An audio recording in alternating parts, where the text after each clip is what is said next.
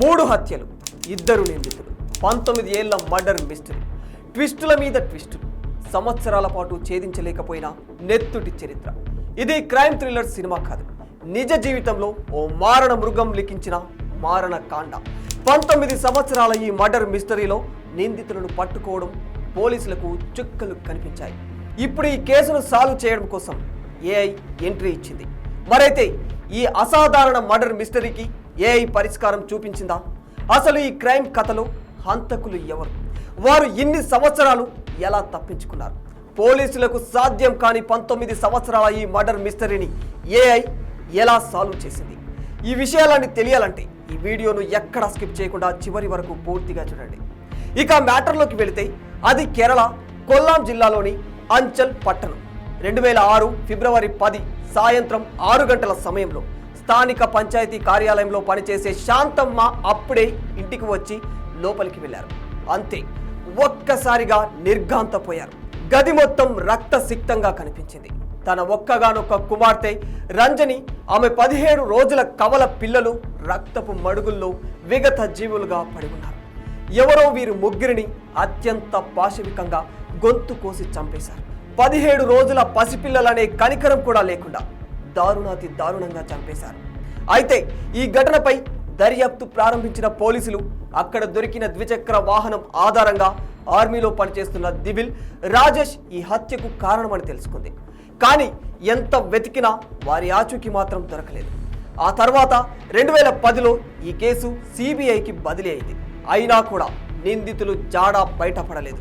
Cut చేస్తే ప్రస్తుతం ఈ కేసు విషయంలో ఏఐ ఎంట్రీ ఇచ్చింది. ఈ దర్యాప్తులో పోలీస్ అధికారులు ఏఐ సహాయంతో మళ్లీ రంగంలోకి దిగారు.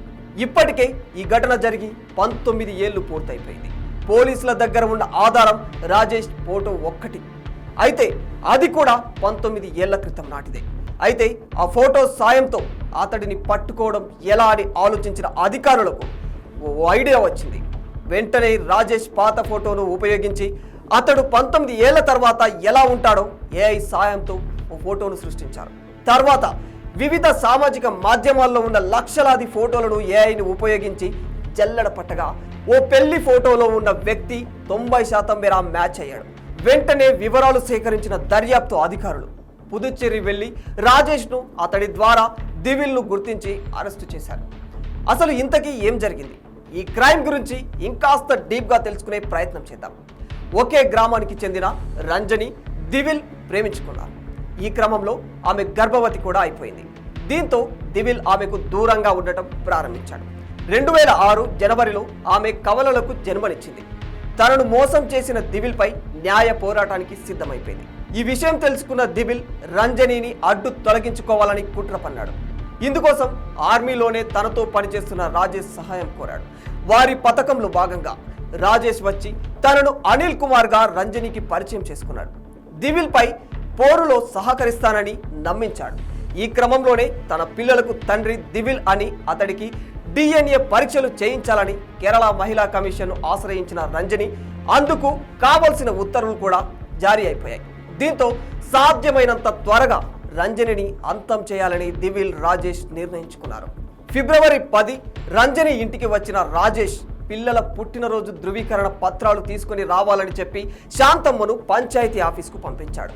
ఆమె వెళ్ళిన వెంటనే రంజని గొంతు కోసి చంపేశాడు. తర్వాత 17 రోజుల 2 పసికందులు అని కూడా చూడకుండా అలాగే చంపి అక్కడి నుంచి పరారైపోయాడు. తర్వాత హంతకులిద్దరూ ఏమీ తెలియనట్టుగా పఠాన్కోట్లోని ఆర్మీ బేస్ క్యాంప్కు వెళ్ళిపోయారు. దర్యాప్తులో భాగంగా వీరిని నిందితులుగా గుర్తించిన పోలీసులు పఠాన్కోట్ ఆర్మీ బేస్కు వెళ్లారు. అయితే అప్పటికే ఆ ఇద్దరు అక్కడ నుంచి పరారైపోయారు. అక్కడ నుంచి పుదుచ్చేరి వెళ్లిపోయి విష్ణు, ప్రవీణ్ కుమార్ అనే తప్పుడు పేర్లతో ఇంటీరియర్ డిజైనర్లుగా అవతారం ఎత్తేశారు. ఈ క్రమంలో ఓ వివాహ వేడుకలో తీసిన ఫోటోలో ఉన్న రాజేష్ను ఏఐ గుర్తించడంతో ఇద్దరి అసలు జాతకాలు బయటపడ్డాయి. ఏదేమైనా ఏఐ నేటి దైనందిన జీవితంలోనే కాదు, నేర పరిశోధనలో కూడా కీలక పాత్ర పోషిస్తుంది. పోలీసులకు సవాల్గా నిలిచిన కేసుల చిక్కుముళ్లను కూడా చాలా సునాయాసంగా విప్పి నేరస్తులను కటకటాల వెనక నెట్టివేస్తుంది. For more videos like this, subscribe Big TV channel.